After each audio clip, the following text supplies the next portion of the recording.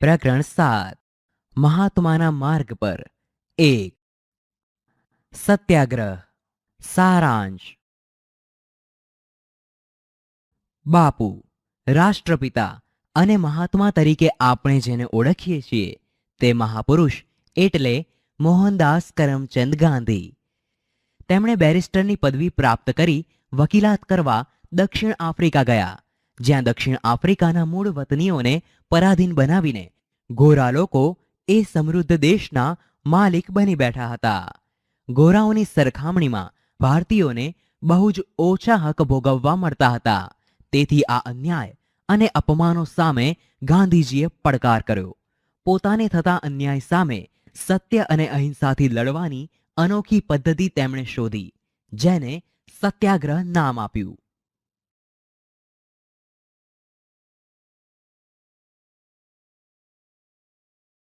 સૈદ્ધાંતિક સમજ.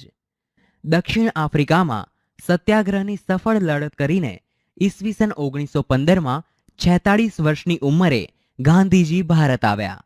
આ દરમિયાન દક્ષિણ આફ્રિકાની રંગભેદની લડતમાં સફળતા મળતા આંતરરાષ્ટ્રીય સ્તરે લોકો તેમનો આદર કરતા હતા. આથી મુંબઈના એપોલો બંદર પર તેમનું ભવ્ય સ્વાગત થયું. તેમજ ગોપાલકૃષ્ણ ગોખલેના કહેવાથી તેમણે પહેલા વર્ષે આખા ભારતનો પ્રવાસ કરીને લોકોની જરૂરિયાત અને પરિસ્થિતિ સમજવાનો પ્રયાસ કર્યો. એક વર્ષના ભ્રમણ બાદ ગાંધીજીએ 25મી મે 1915ના દિવસે અમદાવાદના કોચરબમાં સત્યાગ્રહ આશ્રમની સ્થાપના કરી, જેને એક વર્ષ બાદ સાબરમતી નદીના કિનારે ખસેડવામાં આવ્યો.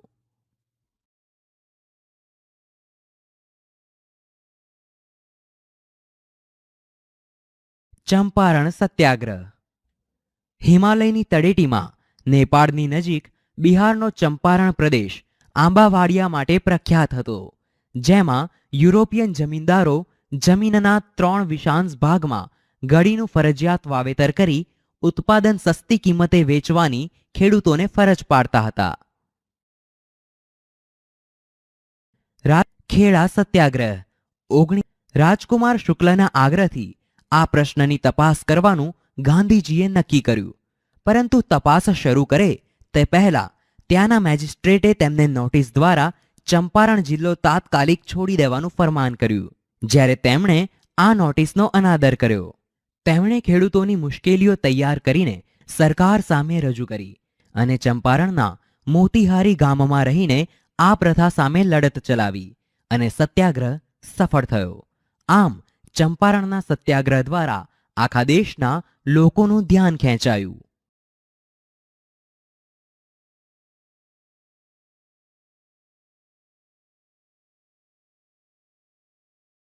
ખેડા સત્યાગ્રહ 1917-1918. 1917માં ખેડા જિલ્લામાં અતિવૃષ્ટિ થઈ, પરિણામે પાક નાશ પામ્યો. છતાં સરકારે ખેડૂતોનું મહેસૂલ માફ કરવાને બદલે ઉઘરાવવાનું નક્કી કર્યું. તેથી ગાંધીજીના નેતૃત્વ હેઠળ ખેડૂતોએ બ્રિટિશ સરકાર સામે સત્યાગ્રહ શરૂ કર્યો અને ગાંધીજીએ ખેડૂતોને કહ્યું કે સરકાર આપણી માંગણી ન સ્વીકારે તો આપણે મહેસૂલ ભરવાનું નથી.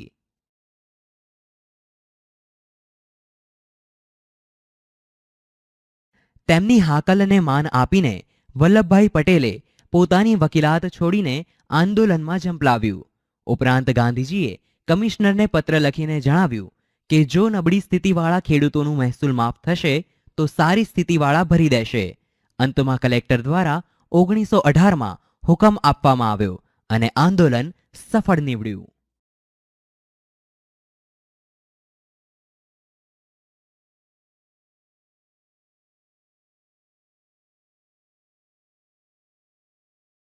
ખેડાની લડત પરિણામની દ્રષ્ટિએ નહીં પરંતુ સિદ્ધાંતની દ્રષ્ટિએ મહત્વની રહી, કારણ કે તેનાથી ખેડૂતોમાં જાગૃતિ આવી, સરકાર તરફનો ડર દૂર થયો, તેમજ ગાંધીજીને અને દેશને વલ્લભભાઈ પટેલ જેવા નિષ્ઠાવાન અને સમર્પિત સાથી મળ્યા.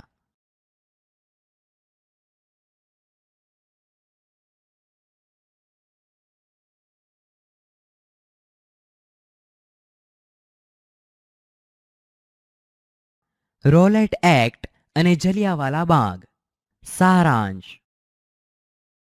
રોલેટ એક્ટ દ્વારા અંગ્રેજ સરકારે કાયદાકીય રીતે અંકુશ લગાડવાનો પ્રયત્ન કર્યો, પરંતુ દેશના લોકોએ આંદોલન દ્વારા તેનો વિરોધ કર્યો. જ્યારે જલિયાંવાલા બાગ હત્યાકાંડ દ્વારા અંકુશ લગાવાયો, જેણે દેશમાં જ નહીં બ્રિટિશ પાર્લામેન્ટમાં પણ હલચલ મચાવી. આમ અંગ્રેજ સરકારે બંને રીતે ભારતના લોકો પર અન્યાય કરવાનું ચાલુ રાખ્યું. સૈદ્ધાંતિક સમજ. Rowlatt act.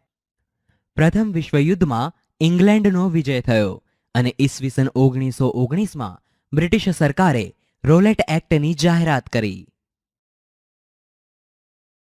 આ કાયદા મુજબ કોઈ પણ વ્યક્તિની ધરપકડ કારણ આપ્યા વિના કરી શકે, વ્યક્તિઓને હદપાર કરી શકે, તેમજ માલ મિલકત પણ જપ્ત કરી શકે તથા ખાસ અદાલતમાં કેસ ચલાવી તેને સજા કરી શકાય એવી જોગવાઈ હતી. આ કાયદો અભિવ્યક્તિની સ્વતંત્રતા જેવા મૂળભૂત અધિકારો પર અંકુશ લગાવતો, તેમજ પોલીસને વધુ પડતા અધિકારો મળતા, જેને કારણે લોકોએ આ કાયદાનો વિરોધ કર્યો. ઉપરાંત ગાંધીજીએ તેને કાળો કાયદો કહ્યો.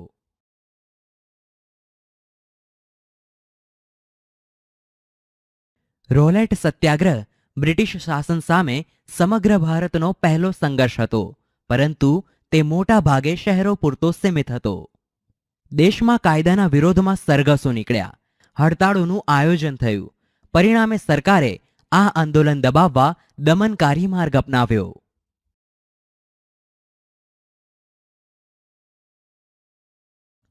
જલિયાંવાલા બાગનો હત્યાકાંડ 1919. રોલેટ એક્ટના વિરોધમાં 30 માર્ચ અને 6 એપ્રિલ 1919ના રોજ પંજાબમાં લોકોએ હડતાળ પાડી, પરંતુ અમૃતસરની પરિસ્થિતિ અંકુશ બહાર છે તેમ લાગતા તેને લશ્કરને હવાલે કરવામાં આવ્યું.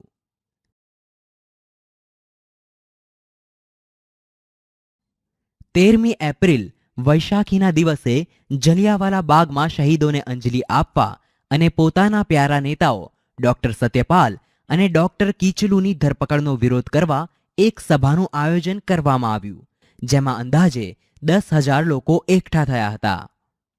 સભામાં શાંત અને નિશસ્ત્ર બેઠેલા લોકો ઉપર જનરલ ડાયરે કોઈ પણ ચેતવણી આપ્યા વિના ગોળીબારનો હુકમ આપ્યો. આ બાગમાં જવા આવવા માટે માત્ર એક જ સાંકડું દ્વાર હતું અને તેની ફરતે ઊંચી દિવાલો હતી. પ્રવેશ દ્વારથી સૈનિકોએ ગોળીબાર શરૂ કર્યો અને તે ખલાસ થયો ત્યારે અટક્યો. આમ સરકારી આંકડા મુજબ 379 લોકો મૃત્યુ પામ્યા અને 1,200 લોકો ઘાયલ થયા, પરંતુ ખરેખર આ સંખ્યા વધારે હતી તેમ મનાય છે. આ ઘટનાથી ગાંધીજીની હવે બ્રિટિશ ન્યાય અને નિષ્ઠામાં જરા પણ વિશ્વાસ રહ્યો નહીં. આ સત્યાગ્રહ દરમિયાન ગાંધીજી ઈચ્છતા હતા કે હિન્દુ અને મુસલમાન કોઈ પણ ન્યાયપૂર્ણ ઉદ્દેશ્ય માટે એકબીજાને સમર્થન આપે.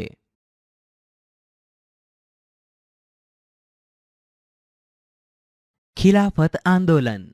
સારાંશ. વિજેતા રાષ્ટ્રો દ્વારા પરાજિત થયેલા તુર્કી દેશ સાથે થયેલ સંધિનો વિરોધ કરવા ખિલાફત આંદોલન થયું, તેમજ અસહકારના આંદોલન દ્વારા દેશની આઝાદી માટેના પ્રયત્નો શરૂ કરવામાં આવ્યા.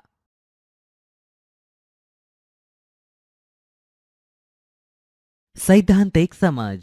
પ્રથમ વિશ્વયુદ્ધમાં મિત્ર રાષ્ટ્રોના વિજય બાદ તેઓ દ્વારા પરાજિત તુર્કી સાથે સંધિ કરવામાં આવી, જ્યારે તેની શરતો તુર્કી માટે કડક અને અન્યાયી હતી.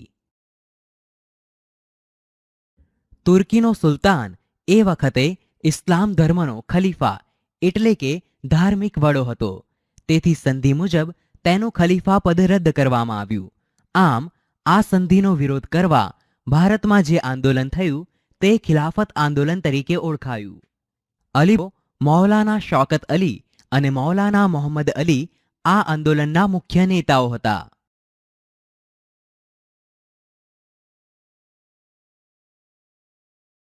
ઉપરાંત ગાંધીજીએ તેમને સમર્થન આપતા કોંગ્રેસને આગ્રહ કર્યો કે પંજાબમાં થયેલા અત્યાચારો અને ખિલાફત બાબતે વિરોધ કરવા મળીને અભિયાન ચલાવવું તથા સ્વરાજ્યની માંગ કરવી. અસહકારનું આંદોલન 1920 થી 1922. પોતાના પ્રસિદ્ધ પુસ્તક હિન્દ સ્વરાજ 1909માં ગાંધીજીએ કહ્યું છે કે ભારતમાં બ્રિટિશ શાસન ભારતીયોના સહયોગથી જ સ્થપાયું અને તેના કારણે જ ચાલી રહ્યું છે. તેમણે ઉમેર્યું કે જો ભારતના લોકો પોતાનો સહયોગ પરત લઈ લે તો 1 વર્ષની અંદર જ બ્રિટિશ શાસન સમાપ્ત થઈ જાય અને સ્વરાજની સ્થાપના થઈ જશે.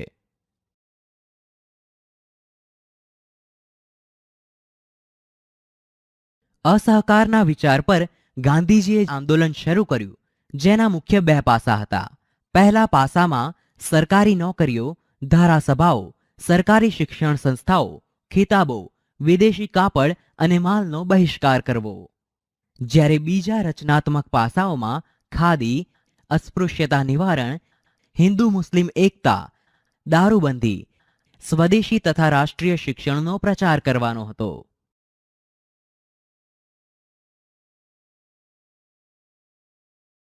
અસહકાર આંદોલનની શરૂઆત મહાત્મા ગાંધીએ કૈસરે હિન્દની ઉપાધિ ત્યાગીને કરી.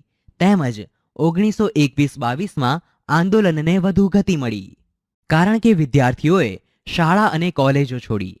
મોતીલાલ નહેરુ, સી રાજગોપાલાચારી અને અસફ અલી જેવા ઘણા વકીલોએ વકીલાતનો ત્યાગ કર્યો.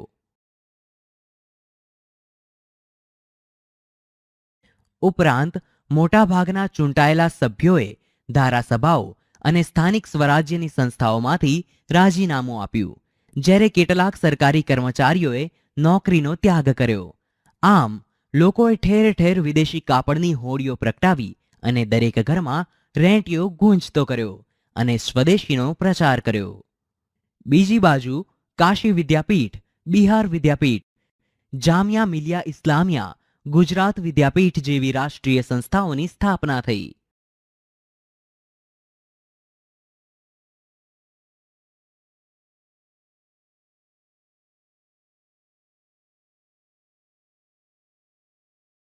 મહાત્મા ગાંધી હિંસક આંદોલનની વિરુદ્ધમાં હતા. તેમ છતાં 1922માં ખેડૂતોના એક ટોળાએ હિંસક માર્ગ અપનાવી ગોરખપુર જિલ્લાના ચૌરી ચૌરા એટલે કે ઉત્તર પ્રદેશના પોલીસ સ્ટેશન ઉપર હુમલો કરી આગ લગાડી, જેને કારણે 22 પોલીસ જીવતા સળગી ગયા. પરિણામે ગાંધીજીએ આ આંદોલન પાછું ખેંચ્યું. તેમ છતાં ખેડૂતો બેકાબૂ થયા નહોતા, તો પણ તેના શાંતિપૂર્ણ સરઘસ પર પોલીસે ગોળીઓ ચલાવી હતી.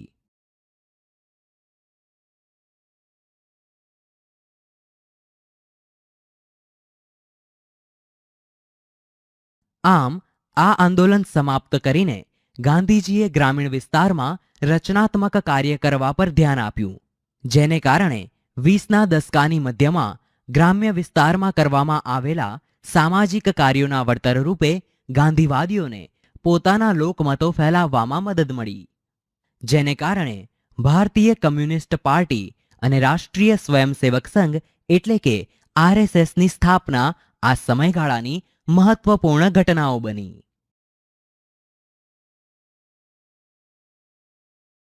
Simon commission 1927. સારાંશ.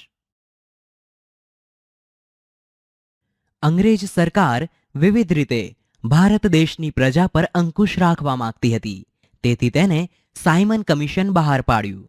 આ સિવાય ખેડૂતો પર થયેલા કર વધારાનો વિરોધ કરવા લોકોએ બારડોલી સત્યાગ્રહ કર્યો. સૈદ્ધાંતિક સમજ. હિન્દને સુધારા આપવાના હેતુથી અંગ્રેજ સરકાર દ્વારા ઈસવીસન 1927માં સર જ્હોન સાયમનના અધ્યક્ષપદે એક કમિશનની રચના કરવામાં આવી, જેમાં ભારતના રાજકીય જીવનના ભવિષ્યનો નિર્ણય કરવાનો હતો. આ કમિશનમાં એક પણ ભારતીય પ્રતિનિધિ ન હોવાથી ભારતમાં ખૂબ જ અસંતોષ પેદા થયો અને બધા જ રાજકીય સંગઠનોએ સાયમન કમિશનનો બહિષ્કાર કરવાનો નિર્ણય લીધો. જ્યારે કમિશનના સભ્યો ભારત પહોંચ્યા ત્યારે વિરોધ પ્રદર્શનોથી તેમનું સ્વાગત કરવામાં આવ્યું, તેમજ પ્રદર્શનકારીઓનો નારો હતો સાયમન ગો બેક. બારડોલી સત્યાગ્રહ 1928.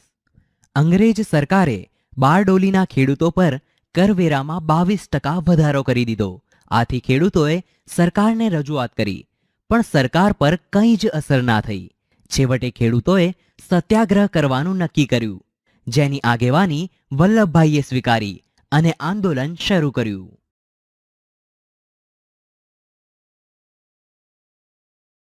રવિશંકર મહારાજ અને જુગતરામ દવે જેવા કાર્યકર્તાઓની મદદ મળવાથી ખેડૂતો નિર્ભય બની કાયદાઓનો ભંગ કરવા લાગ્યા. વલ્લભભાઈના જુસ્સાદાર ભાષણોથી ખેડૂતોમાં હિંમત આવી. તેથી અંગ્રેજ સરકારે વલ્લભભાઈને પૂના બોલાવ્યા. ત્યાં ખેડૂત પ્રતિનિધિઓની હાજરીમાં જ ન્યાયપૂર્ણ મહેસૂલ નક્કી કરવામાં આવ્યું અને આ સફળ સત્યાગ્રહથી વલ્લભભાઈ સરદાર કહેવાયા.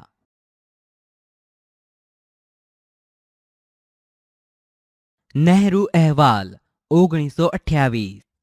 સારાંશ. નહેરુ અહેવાલ દ્વારા ભારતનું બંધારણ ઘડવા સમિતિની રચના કરવામાં આવી. આ ઉપરાંત કોંગ્રેસ દ્વારા પૂર્ણ સ્વરાજનો ઠરાવ પસાર કરવામાં આવ્યો, જેમાં કોંગ્રેસે સ્વતંત્રતાના સોગંદ લીધા. સૈદ્ધાંતિક સમજ. નહેરુ અહેવાલ 1928 ભારતના બધા રાજકીય પક્ષોના પ્રતિનિધિઓની બનેલી એક સર્વપક્ષીય પરિષદ ફેબ્રુઆરી 1928માં દિલ્હી ખાતે મળી. આ પરિષદમાં ભારતનું બંધારણ ઘડવા મોતીલાલ નહેરુના અધ્યક્ષપદે એક સમિતિની રચના કરવામાં આવી. તેણે બધા જ પક્ષોને અનુકૂળ આવે તેવો બંધારણીય મુસદ્દો તૈયાર કર્યો, જે નહેરુ અહેવાલ તરીકે જાણીતો બન્યો. પરંતુ મુસ્લિમ લીગની અસંમતિને કારણે તેનો અસ્વીકાર કરવામાં આવ્યો. પૂર્ણ સ્વરાજ્યનો ઠરાવ 1929. નહેરુ રિપોર્ટ અનુસાર સાંસ્થાનિક સ્વરાજ્યને મુદ્દે ઊભા થયેલા વિવાદને ઉકેલવા માટે સરકારને અપાયેલ સમય પૂરો થતો હોવાથી કોંગ્રેસે લાહોર મુકામે જવાહરલાલ નહેરુની અધ્યક્ષતામાં અધિવેશન બોલાવ્યું. પરંતુ સરકારનો કોઈ પ્રતિસાદ ન મળતા રાવી નદીના કિનારે મળેલ આ અધિવેશને પૂર્ણ સ્વરાજ અંગેનો ઠરાવ પસાર કર્યો. ત્યારબાદ 26 જાન્યુઆરી 1930ના રોજ આ સંદર્ભે કોંગ્રેસે સ્વતંત્રતાના સોગંદ લીધા અને આ બનાવની યાદમાં સ્વતંત્ર ભારતના બંધારણને પણ એ જ તારીખે અમલમાં મૂકવામાં આવ્યું. વિદ્યાર્થી મિત્રો, આ પ્રકરણ અહીં